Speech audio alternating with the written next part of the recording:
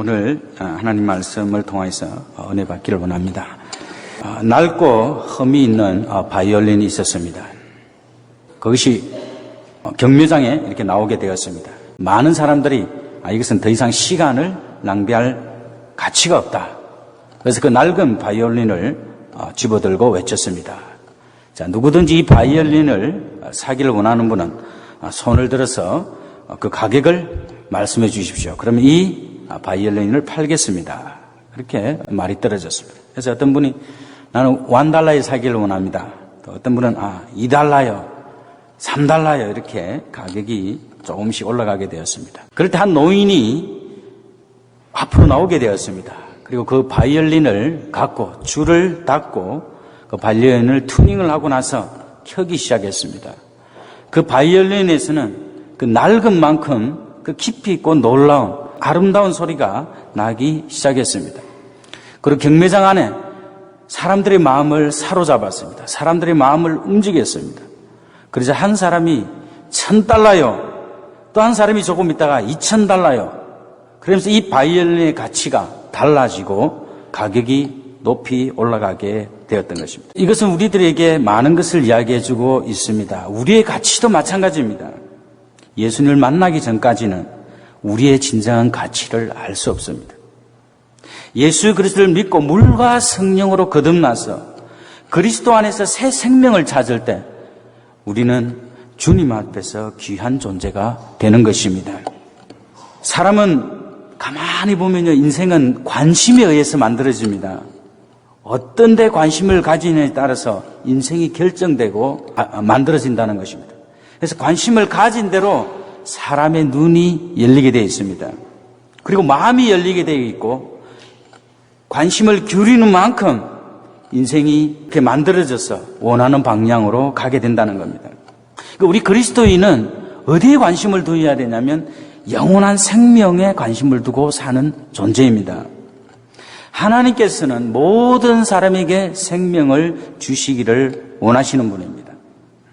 생명을 주시기를 원하실 뿐만 아니라 당신의 생명으로 충만해서 살아가기를 원하시는 분입니다.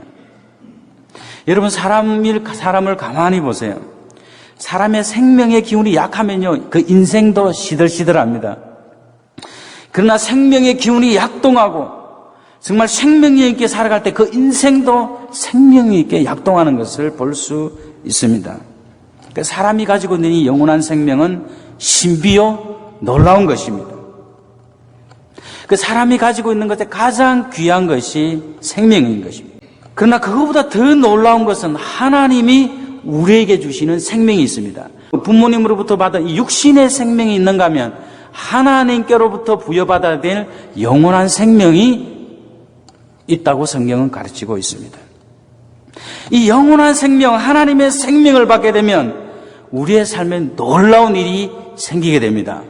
변화가 일어납니다. 우리의 삶 속에 영원한 일이 생기게 된다는 겁니다. 이 영원한 생명은 부모로부터 어떤 누구로부터 받을 수가 없는데 예수님을 만나면 영원한 생명을 얻을 수가 있습니다.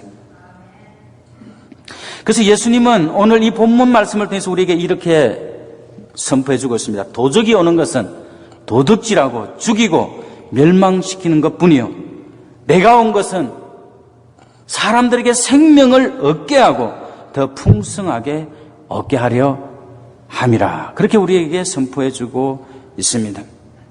여러분, 세상에는 우리를 죽이려고, 멸망시키려고 우리를 지옥으로 끌어가는 세력이 있습니다. 그와 반면에 우리에게 생명을 주고 영원한 것을 주시는 영원한 생명이 있습니다. 이 멸망케 하는, 이 죽이려는 이 생명은 죄와 사망의 법에 따라 움직이게 됩니다. 이것은 사람을 강하게 만들지 못합니다. 우리의 생명을 죽입니다. 여러분, 사람 마음속에 왜 두려움이 옵니까? 죄에 의해서 그렇습니다. 죄가 들어오면 사람의 생명이 죽게 됩니다. 무기력해지고 나약해지고 그리고 불안해지고 우리 인간의 마음이 황폐하게 됩니다. 빛을 잃게 되고 생명을 가질 수 없습니다. 그러니까 사람은 병들게 되어 있는 것입니다. 그 모든 근원의 원인을 성경은 바로 죄라고 이야기하고 있습니다. 죄의 배후에는 마귀요 사탄이 있다고 성경은 선포해주고 있습니다. 예수님께서 이 땅에 오신 것은 생명을 도둑질하고 멸망케 하는 이 죄의 문제를 해결하기 위해서 예수님께서 이 땅에 오셨습니다. 모든 것을 단절시키고 불안하는 것에서 해방시키는 것이 곧 예수 그리스도의 십자가의 복음인 것입니다. 예수님은 죄의 문제를 해결할 뿐만 아니라 우리에게 영원한 생명을 주시는 분입니다. 육신의 생명이 아니라 우리 영혼을 살리는 영원한 생명인 것입니다. 예수님은 그 영원한 생명을 우리들에게 믿음을 통하여서 주십니다. 그렇기 때문에 예수 그리스도 안에 들어왔을 때 그리스도 안에 있는 이 생명의 신비를 발견해야 됩니다. 이것은 이 생명의 신비는 하나님의 말씀을 들을 때 깨달을 수 있습니다. 성령님께서 우리 마음속에 들어올 때 깨달을 수 있는 것입니다. 그래서 정말 주님께서는, 예수님께서는, 하나님께서는 이 영원한 생명으로 풍성하게 살기를 원하십니다. 여러분, 예수님에게 집중하면요, 하나님께 있는 그 영원한 생명을 발견할 수 있습니다. 예수님을 모신 사람들에게는 영원한 생명이 그 마음속에서 생명 있게 약동하는 것입니다. 예수님을 영접한 사람은 하나님의 그 영원한 생명을 소유한 자인 것입니다. 예수님은 아들이 있는 자에게는 생명이 있고 아들이 없는 자에게는 생명이 없다고 그렇게 선언해 주고 있습니다. 다시 말하면 예수님은 생명의 주인이십니다. 생명을 소유하고 계시며 그 영원한 생명을 주시기 위해서 죽으셨고 십자가에서 사흘 만에 다시 부활하신 분입니다. 여러분, 사람은 죄인입니다. 사람 마음속에 가만히 보면요, 사람은, 이 마음은 죄를 짓는 공장과 똑같습니다. 사람이 어떤 상황이나 여건이 주어지면요, 사람 마음속에 금방 죄가 튀어나오게 되어 있습니다. 불안해하기도 하고 초조해하기도 하고 그리고 원망이 나오게 되어 있습니다. 사람 마음. 그래서 사람의 마음은 다분히 우리에게 어느 정도의 선은 있지만 그 선보다는 죄의 성향이 더 강하다는 겁니다. 하나님께서 우리들을 죄 지을 수 있는 환경을 허락해 주면요, 우리 인간 마음속에 미움도 들어있고 분노도 들어있고 시기도 들어있고 질투도 들어있고 원망도 들어있고 좌절도 들어있고 살인도 들어있고요, 온갖 악한 것들이 우리 마음속에서 다 튀어나오게 되어 있는 것입니다. 이것이 인간의 실존입니다. 왜냐하면 사람의 유전자 속에는 아담과 하와로부터 이 죄의 유전자를 가지고 태어나기 때문에 그렇습니다. 어떤 누구도 하나님 외에는 선한 분이 없다고 성경은 선언해 주고 있습니다. 그렇기 때문에 사람은 이 영원한 것을 사모하게 되고 영원한 것을 좋아하게 됩니다. 그러나 인간 스스로는 이것을 추구할 수 있는 힘이 없습니다. 그래서 우리는 하나님 안에서, 예수 그리스도 안에서 이 영원한 생명을 우리는 받아들일 때에 우리 인생이 진정한 변화를 가져온다는 것입니다. 새로운 세계, 새로운 것을 갈망할 수 있다는 것입니다. 여러분, 하나님의 이 그리스도를 통해서 오는 이 영원한 생명, 풍성케 하는 생명은 놀라운 생명력이 있습니다.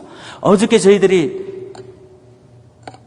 한 가정에서 모여서 이런저런 이야기를 하게 되었습니다. 한 권사님의 간증을 통해서 이발소에서 어떤 분이 그렇게 인생을 판단해주고 하는 그런 분들이 세상에 있죠. 인생을 어느 정도 잃는 분들이 있습니다. 그분이 우리 권사님을 보고 당신은 벌써 이 세상에 존재하지 않는 그 생명의 기운을 가지고 태어났는데 당신은 어떻게 해서 지금도 살아있습니까? 그런 질문을 하게 되었대요. 그럴 때 그 비결은 바로 예수 그리스도 안에 있는 그 영원한 생명이 우리의 그 사망의 생명을 이길 수 있기 때문에 우리 운명론적으로 살지 않고 그 운명을 뛰어넘는 그런 생명력으로 살아갈 수가 있는 것입니다. 하나님의 생명은 우리를 더 강하게 하고 하나님 앞에 더 가까이 가게 하는 그런 정말 생명력 있는 다이나믹한 것입니다. 여러분, 하나님의 생명은 두 가지로 이야기할 수 있습니다. 창조와 부활입니다. 그래서 하나님은 생명을 창조하신 분입니다. 무에서 유를 창조하신 분입니다. 없는 것에서 있는 것을 창조하신 분이 하나님이십니다. 그것뿐만 아니라 하나님은 죽은 자를 살릴 수 있는 분입니다. 이것이 우리의 표현으로 부활입니다. 그래서 하나님은 우리들에게 창조와 부활을 주셨는데 우리는 이것을 이해하기 위해서는 우리가 먼저 받아야 될 것은 하나님을 깨달을 수 있는 것은 우리는 먼저 부활해야 됩니다. 부활하고 나서 이 창조의 사건을 깨닫게 되는 겁니다. 조금 어려운 말이 될 수도 있는데 우리 속에는 영혼이 죽어 있기 때문에 하나님을 알 만한 것도 없고 하나님을 알 수도 없습니다. 그러나 예수 그리스도를 통해서 우리의 영혼이 부활하게 되면 부활 사건을 통하여서 우리가 하나님을 알게 되고 하나님이 우리 인생을 창조하실 수 있는 분으로 깨달을 수 있는 것입니다. 거듭나지 않으면 이것을 알 수 없습니다. 이 말씀을 진정으로 깨달을 수 없으면 아직 거듭나지 못한 분입니다. 아직도 그리스도의 생명이 우리 속에서 역사하지 않기 때문에 그렇습니다. 우리 영혼이 먼저 그리스도의 말씀을 통해서 부활하고 나면 하나님이 이 세상을 창조한 분으로 고백할 수밖에 없다는 것입니다. 우리의 믿음의 조상 아브라함이 있습니다. 로마서 4장 17절에 보면 그는 믿음의 조상으로 나오는데 그 이유가 있습니다. 하나님은 죽은 자를 살리며 없는 것을 있는 것 같이 부르시는 분임을 믿었다고 그렇게 이야기하고 있습니다. 우리 속에 뭐냐면 하나님이 우리 영혼을 죽은 우리 영혼을 먼저 살릴 때 하나님이 살아계신 분으로 고백할 수 있다는 겁니다. 여러분 하나님이 살아계신 분으로 고백합니까? 여러분은 거듭난 분입니다. 그때 생명으로 사는 분입니다. 이 아브라함은요 하나님이 그것이 잘 믿어지지 않았을 때 하나님께서 아브라함이 백세가 되었을 때 놀라운 경험을 하게 했습니다. 여러분 사람이 백세가 되면 몸의 모든 기능이 다 죽었습니다.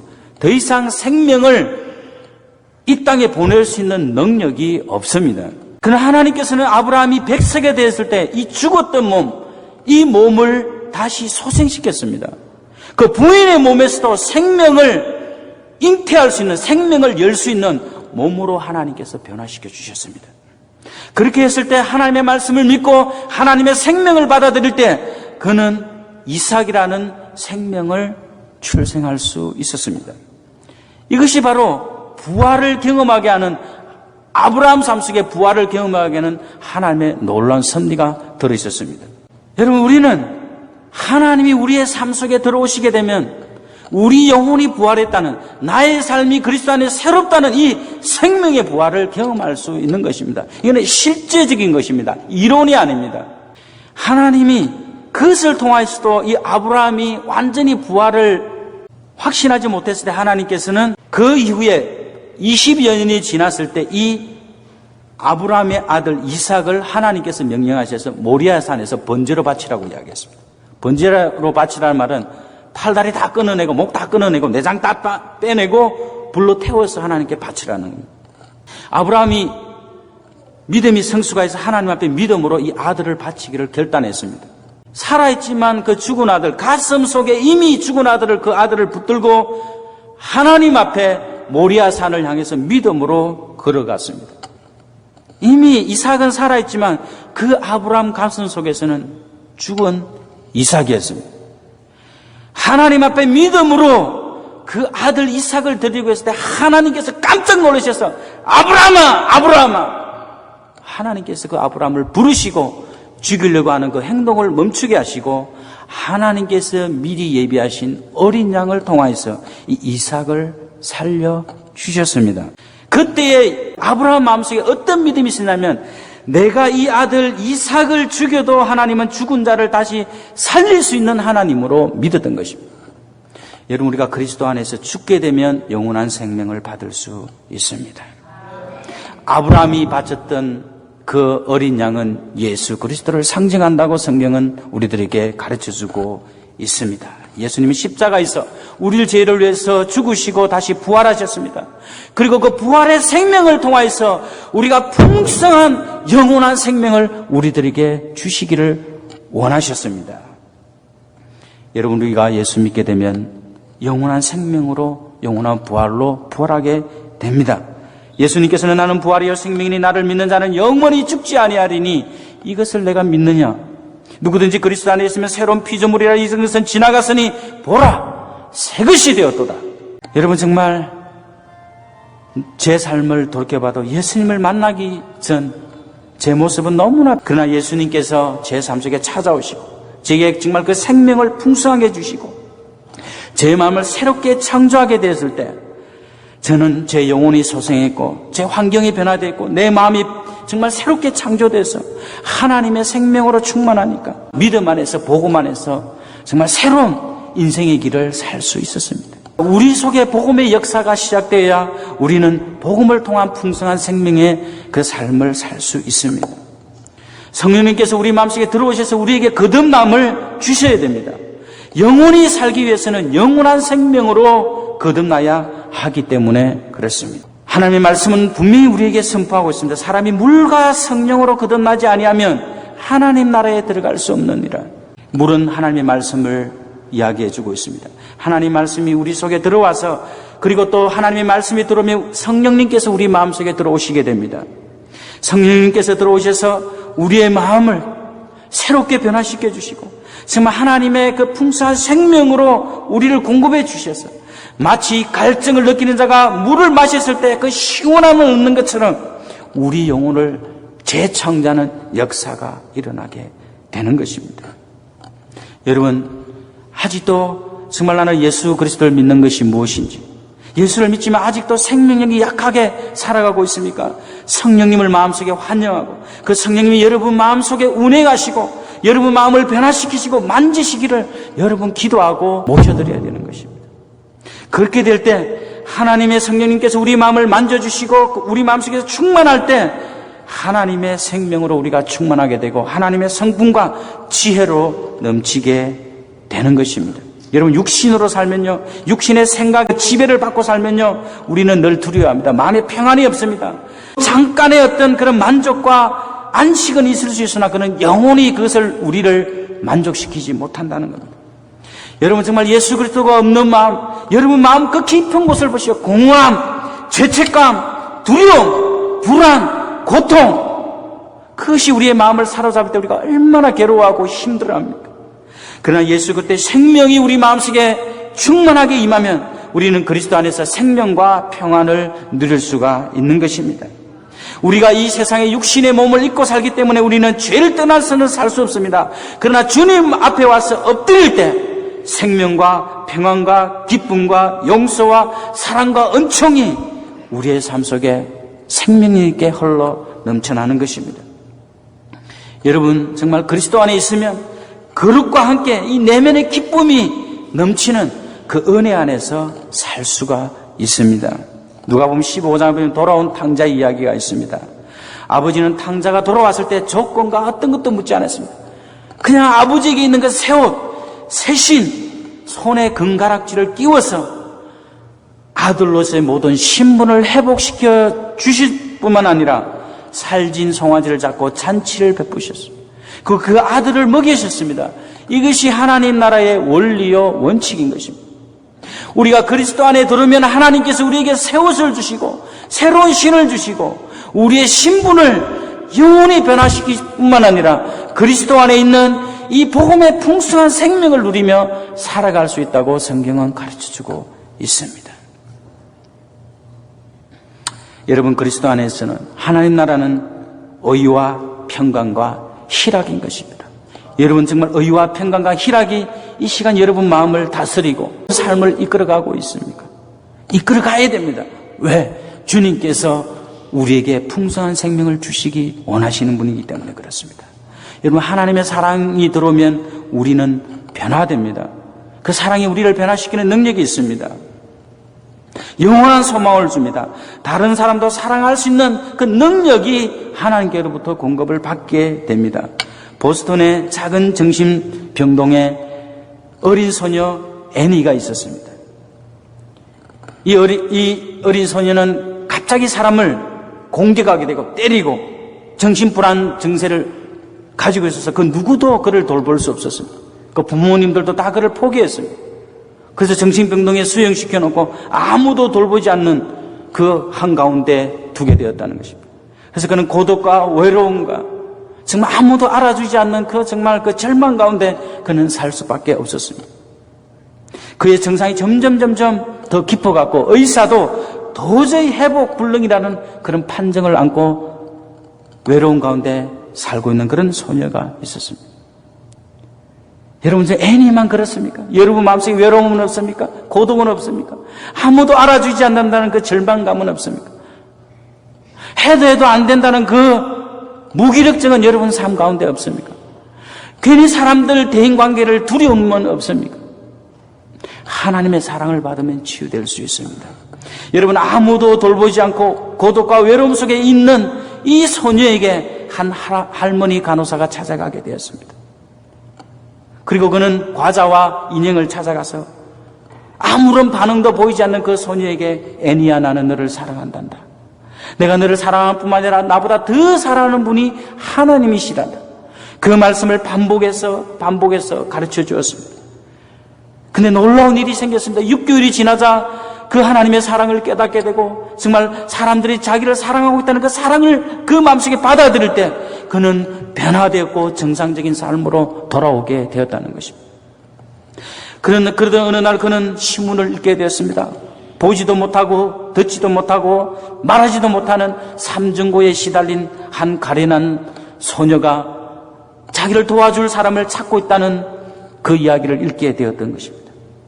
정말 그는 기도하면서 하나님께서 이 사람을 위해서 나의 이 고통과 이 외로움과 고독과 이 고난을 지나게 하셨다고 그는 깨닫게 되었습니다. 그리고 기도하는 가운데 이 소녀를 찾아가게 되었습니다. 그리고 그 이 만남을 통해서 이 사람은 하나님의 사랑을 심어주게 되었고 그에게 사랑과 관심을 통해서 이 사람을 점점 사람다운 사람으로 변화시켰습니다. 그 소녀가 누구냐면 헬렌 켈러 여사였습니다.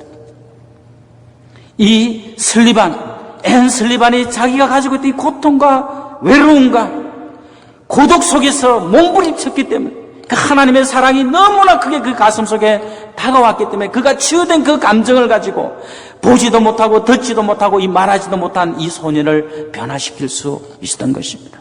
여러분, 하나님의 사랑이 들어오게 되면 사랑하는 성도님이 가지고 있는 도저히 치유할 수 없는 그 부분을 하나님께서는 치유해 주시는 분입니다. 나 여호와는 치료하는 여호와이기 때문에 그렇습니다. 여러분, 말할 수 없는 고통과 외로움과 어려움이 있습니까? 주님의 사랑을 받아들이시기 바랍니다.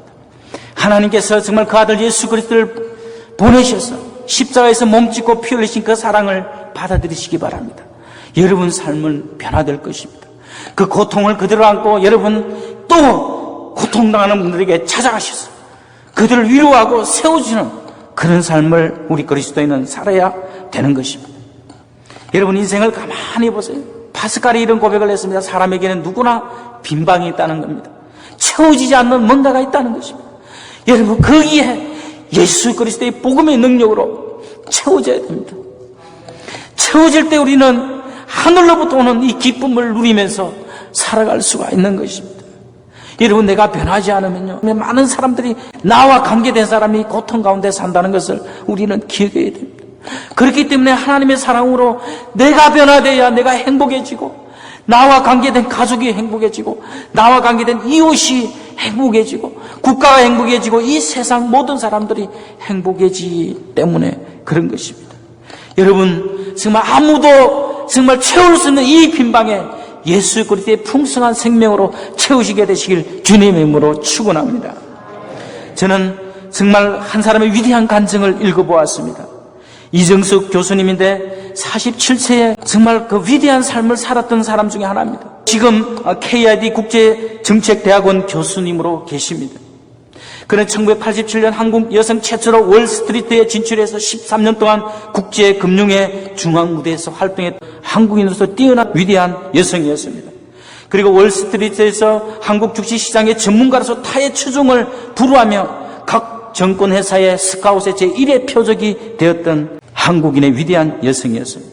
치열한 이 주식의 이 경쟁 속에서 그는 정말 화려한 삶을 살았다고 그렇게 고백하고 있습니다. 남들보다 일찍 출근했고 늦게 퇴근했고 점심시간에도 자리를 배울 수가 없어서 그 회사의 수익이 내기 전까지는 그는 움직이지 않고 그 일에 집중하고 또 경쟁에서 이겨야 그 삶은 만족하고 행복했다고 그렇게 고백하였습니다. 그러나 지금 돌이켜보면 정말 내가 이기기까지 전까지는 내 인생은 마치 시한부 인생과 같이 그런 처절하고 정말 투쟁하며 그런 고독한 외로움의 그런 싸움이었다고 그렇게 고백했습니다.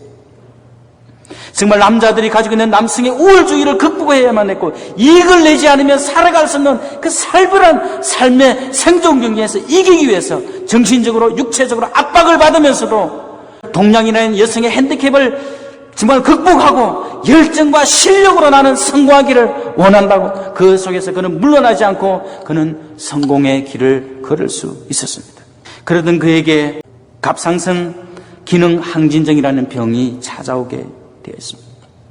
그의 삶은 정말 어떻게 하면 이길까? 내가 무엇을 해야 이길까? 내가 어떤 능력을 가져야 오늘 이 월스트리트가를 완전히 내가 선하게 질 수 있을까? 그 인생의 목적으로 살았던 그런 사람입니다.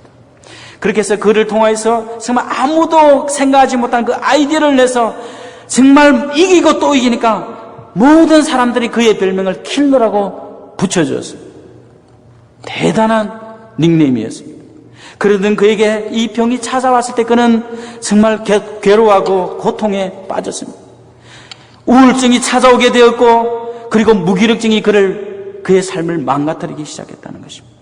신앙을 갖게 되었는데 그 전에는 그는 썬데이 크리스찬으로서 정말 이름만 걸어놓은 그런 크리스찬으로서 교회에 왔다 갔다 그렇게 살았다는 겁니다.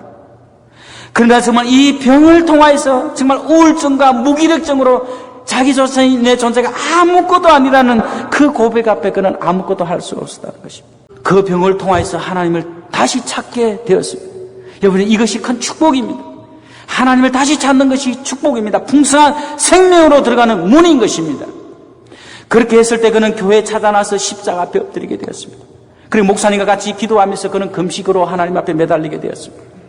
그리고 정말 하나님이 세상 어떤 그 상황에서도 도와줄 수 없는 분이 아니라 하나님이 그 인생에 들어와셔서 도와줄 수 있는 분으로, 또 그 병을 치유할 수 있는 분으로 그는 주님을 뜨겁게 만나게 되었다고 그렇게 고백하고 있습니다. 이 금식하면서 정말 하나님만 위대한 의사요, 자기 인생을 움직이시오, 이 세상을 주관하는 그런 위대한 하나님을 그는 만나게 되었고 고백하게 되었다는 것입니다. 하나님의 이 사랑의 기적, 하나님이 정말 당신을 사랑한다는 이 말씀이 그의 마음을 바꿔두게 되었고 그의 영혼을 흔들게 되었다는 것입니다. 그 하나님의 사랑으로 정말 충만해서 그리스도의 생명으로 충만해서 살아가고 있는데 놀라운 기적이 일어나게 되었다는 것입니다. 의사를 찾아갔는데 의사들도 자기들이 지금까지 검진한 결과를 의심하지 않을 수밖에 없다는 것입니다. 하나님께 다시 그리스도를 받아들이고 그리스도 중심으로 하나님의 생명으로 충만하니까 인간의 힘으로 도저히 어찌할 수 없던 그 질병의 문제를 하나님께서 치유해 주셨다는 것입니다. 여러분, 주님을 믿으면 그리스도의 생명으로 풍성한 삶을 살 수 있습니다. 우리가 도저히 어쩔 수 없는 인간의 이 내면의 문제도 주님은 해결할 수 있습니다. 무기력증과 정말 우울증으로 빠져있는 분들도 이 복음의 능력을 통하여서 저 영원한 새하늘과 새 땅을 바라는 그 소망에 있어 변화될 수 있는 것입니다.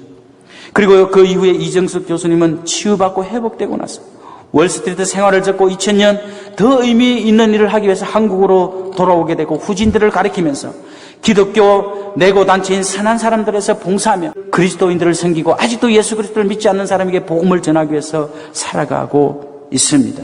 이렇게 고백했습니다. 치열한 경쟁이 벌어지는 비즈니스 세계에서 아무리 많은 돈과 성공을 움켜쥔다 해도 그것이 가져주는 만족감은 한순간에 덧없는 신기루에 지나지 않는다.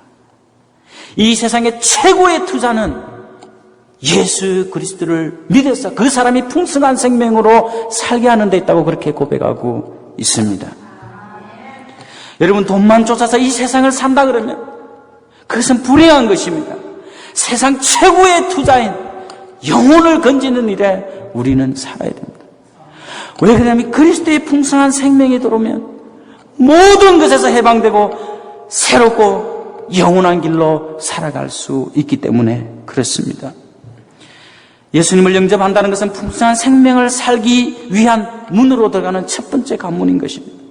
사랑하는 성도님들, 영원한 하나님의 생명 가운데 사시길 주님의 이름으로 축원합니다. 이 영원한 생명이 우리 성도님의 삶을 새롭게 창조하길 바랍니다. 무기력증과 정말 우울증은 그리스도의 생명의 풍성함으로 다 물리치시고 안 된다는 생각, 패배의식, 절망의식, 분노, 미움, 시기, 질투, 원망들은 그리스도의 생명에 성령의 법이 들어오면 다 그리스도 안에서 해방될 수 있습니다.